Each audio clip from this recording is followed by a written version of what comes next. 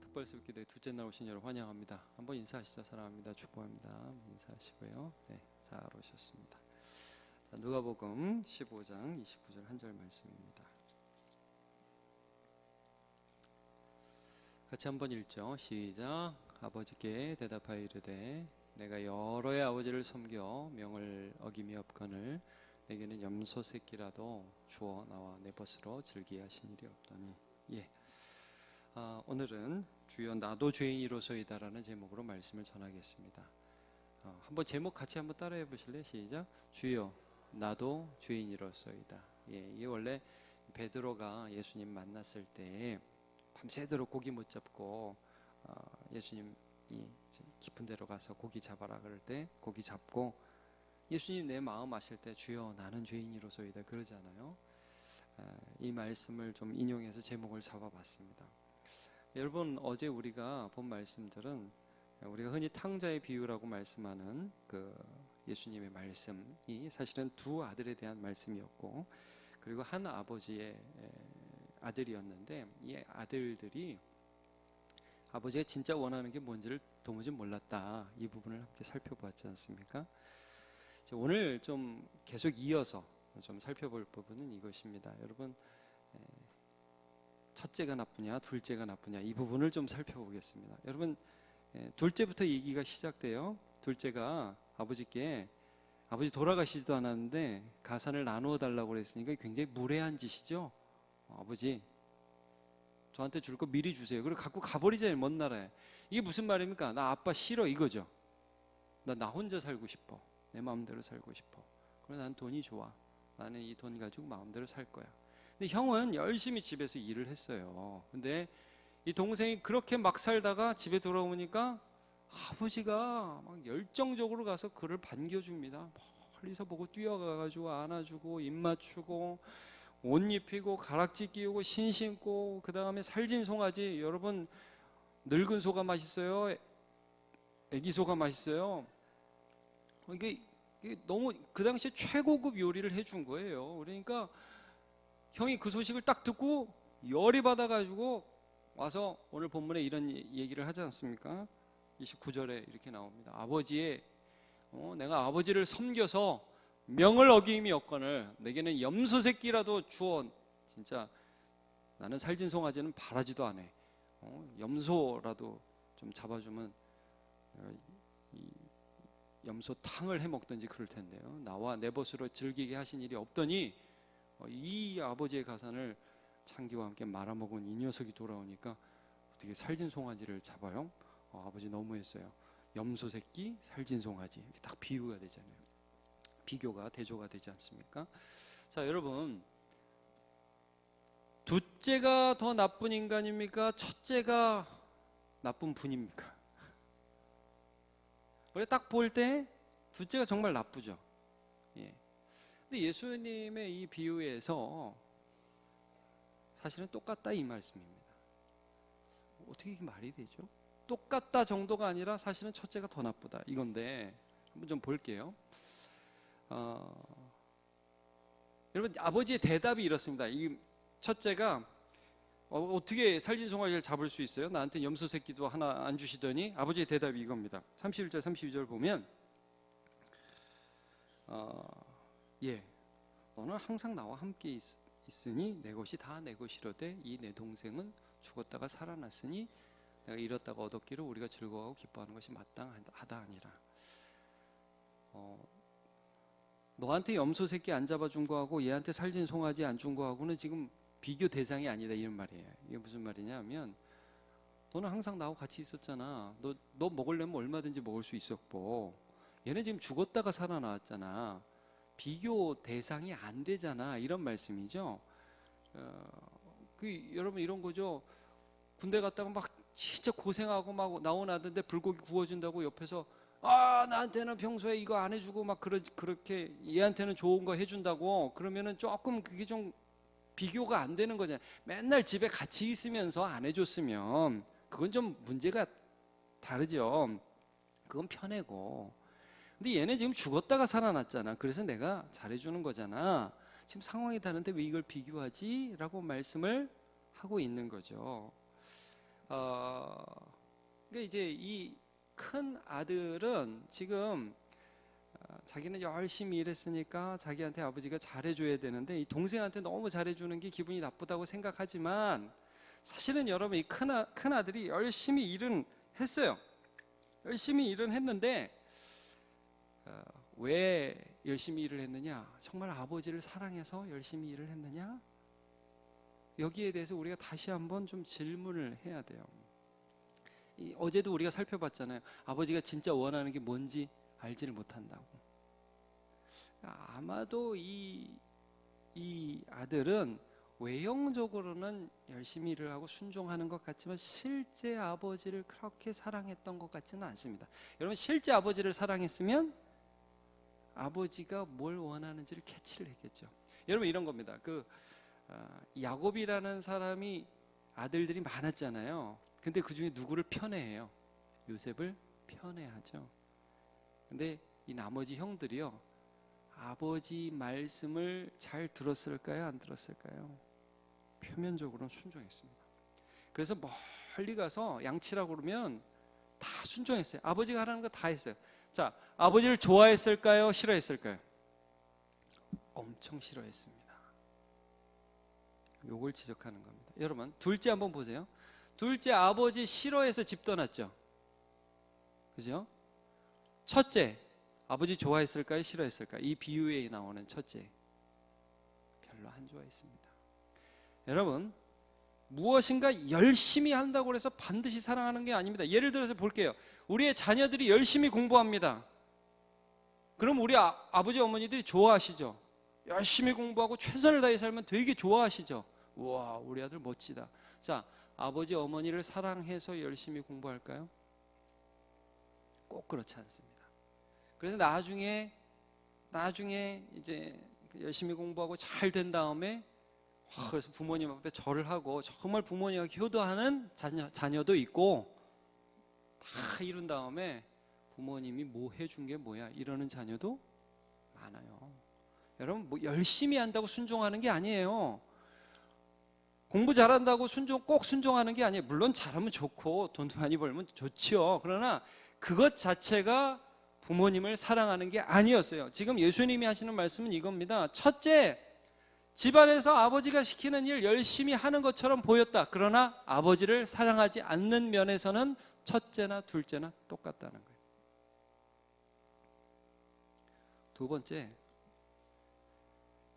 여러분 둘 다 돈 좋아했습니다.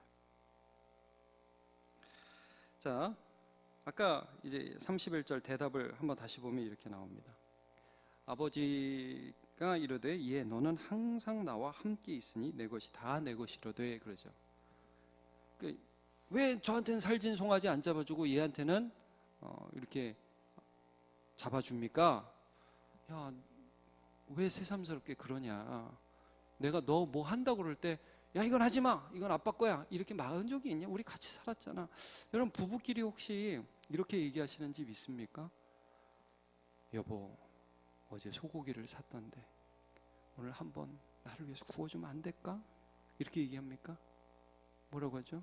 그거 좀 내놔봐, 같이 먹자고 그러죠. 예.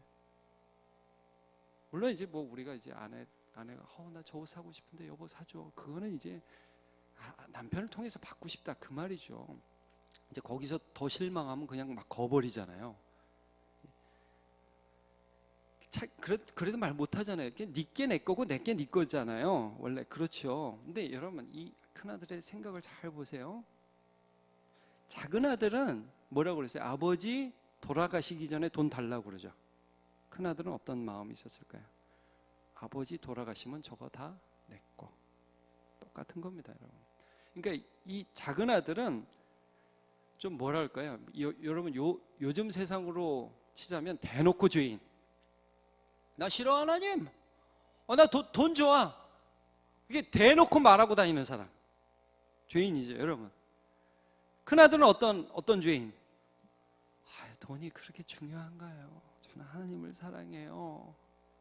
그리고 속으로는 똑같이 돈 줘요. 큰아들의 모습입니다. 아닌 척하지만 사실은 똑같은 거예요. 본질은 똑같은 거예요. 근데 이제 큰아들이 조금 더 위험한 게 뭐냐면 아닌 척 한다는 거. 이게 위험한 겁니다. 사실 똑같은데, 그러니까 이 둘째 아들의 행동 패턴은 반항을 통해서 죄를 지은 것이고, 첫째 아들은 착하게 사는 것 같은데 죄를 짓고 있는 거예요. 본질은 똑같아요. 아빠가 싫어. 여러분, 부모를 싫어하면서도 착하게 살 수가 있습니다. 우리의 삶에 그런 일들이 일어나고 있어요, 여러분. 돈을 좋아하면서도 돈 좋아하는 놈, 저놈은 나쁜 놈이다 그러고 다 똑같아요. 이 돈을 좋아하는 것은 누구에나 있죠. 근데 아버지를 밀어낸단 말이에요. 왜? 이 사건 하나 딱 터지니까 아버지가 나를 무시했다고 그래. 실제 그런 게 아닌데 똑같은 마음이 그의 안에 있는 것입니다. 그래서 여러분, 아버지를 싫어했다, 재물을 사랑한다. 근데 큰아들의 더 큰 문제점 뭐라고 그랬어요? 아닌 척한다. 나는 아닌 척한다. 예수님이 이걸 지적하신 거죠. 여러분, 한 율법사가 예수님을 찾아옵니다. 마태복음 19장에 보면 자기를 옳게 보이려고 찾아와요. 그래가지고 뭐라고 그러죠? 주님, 어떻게 영생을 얻습니까? 선한 선생님입니까? 율법 지켜봐라. 저 어려서부터 다 지켰어요. 도둑질도 안 하고요, 부모도 공경하고요. 이제 뭐 남도 많이 도왔습니다. 예수님이 뭐라고 하시죠? 그래, 너무 훌륭하다. 근데 여러분, 똑같은 거예요. 그 사람 하나님을 진짜 사랑했느냐, 돈보다 하나님을 더 사랑했느냐, 예수님이 그거를 딱 지적해 주시는 질문 하나 하죠. 뭐라고 말씀하시죠? 그 사람한테 네 재물을 팔아서 가난한 사람한테 주고 너는 나를 따르라 그럽니다. 그러니까 여기서 그 사람이 이런 반응을 해요. 마태복음 19장 22절에 보면 그 청년이 재물이 심히 많은 거로 근심하면서 갔다, 이런 말씀을 합니다. 똑같죠, 여러분? 저놈보다 제가 나아요. 저 세속적인 사람보다는 제가 훨씬 낫죠 했지만 사실은 그도 하나님을 별로 안 좋아했어요. 여러분, 너무 좋아하면 다 버리고 쫓아가죠. 그래서 결혼하셨죠. 물론 하고 나서 좀 내가 그때 좀 이상했다 그런 생각을 하시는 분도 있을 수 있지만 여러분, 너무 좋아하면 다 버리죠. 너무 좋아하면 그냥 다 따르는 거예요. 너 그렇지 않다는 걸 가르쳐 주신 거예요. 여러분, 그러면 예수님, 제가 잘못했습니다, 저 도와주세요, 그리고 엎드려야죠. 그렇죠? 실로암 목가에서 눈을 씻은 사람이 있었어요. 근데 이 예수님의 명령을 따서 보게 됐어요. 바리새인들이 누가 눈뜨게 해줬냐? 예수라는 분이 그렇게 했는데, 정말이야? 진짜 그렇게 해서? 계속 그러니까 왜 못 믿어요? 그러니까 이 나쁜 놈, 네가 우리를 가르쳐, 그러고 쫓겨났어요. 예수님이 나중에 그 사람 만나가지고 내가 메시아다 가르쳐 주셨어요. 이 옆에 있는 사람들이 그걸 이해를 못하니까 예수님께서 이런 말씀을 하시죠. 요한복음 9장 41절, 이거 한번 같이 읽어볼까요? 시작. 예수께서 이르시되 너희가 맹인이 되었다라면 죄가 없으려니와 번다고 하니 너희 죄가 그대로 있느니라.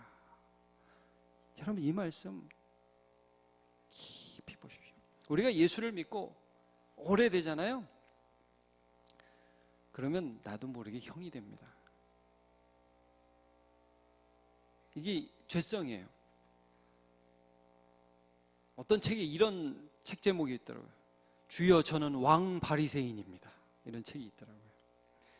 여러분, 우리 안 그러고 싶은데요, 성경을 통해서 하나님, 저는 주님을 사랑합니다, 하나님, 저는 주님을 기뻐합니다, 주님께 순종하기 원합니다 나가는데, 나도 원하지 않는데 나도 모르게 형님 짓을 하면서 교회에서 내가 주인인 척하면서 살아가는 게 우리의 모습이라는 겁니다. 예수님이 이거 지적하는 것입니다. 너네도 똑같다. 여러분, 세상에서 대놓고 죄 짓는 사람하고 여기서 찬양하는 사람하고 근본적으로 다르지 않습니다.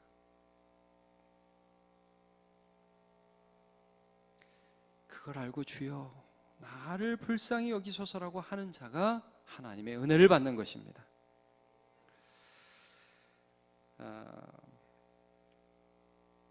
이 말씀을 한번 같이 보죠. 마태복음 21장 31절. 같이 읽어볼까요? 시작. 그 둘 중에 누가 아버지의 뜻대로 하였느냐? 이르되 둘째 아들이니이다.